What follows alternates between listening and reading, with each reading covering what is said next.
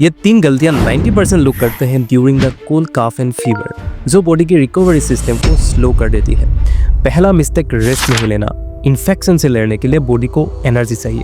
During the cold cough and fever हम ये energy कोई भी काम करने में या इवन मूवी देखने में भी लगाते हैं, तो बॉडी में इतना एनर्जी बचता नहीं है कि जो वायरल इन्फेक्शन के साथ लड़ सके।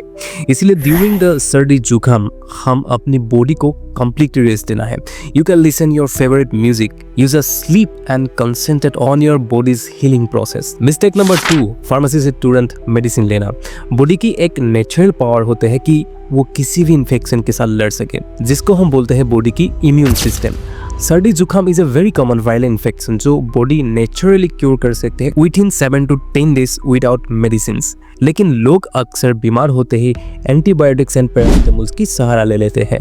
हाँ, ये आपको शॉर्ट टर्म के लिए तो रिलीफ देता है, लेकिन लॉन्ग टर्म के लिए आपकी इम्यून सिस्टम को वीक बना देता है और बॉडी की गुड बैक्टीरिया को डिस्ट्रॉय कर देता है। पैरासिटामोल को सेफ माना जाता है, लेकिन ये खाने से आपका बीमार कभी ठीक नहीं होता है।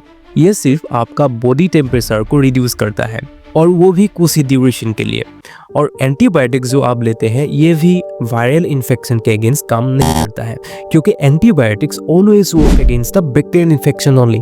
इसलिए जब भी सीजनल सर्दी जुकाम जैसी सिम्टम्स आपको दिखाई दे, तुरंत मेडिसिन आप मत लीजिए। Let the body fight against the infections at least for 7 days।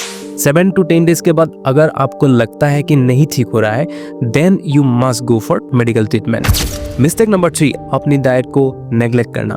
Body की इम्यून सिस्टम जो बीमार से लड़ते हैं उसको सपोर्ट करने के लिए हमें बॉडी को हाइड्रेट रखना है।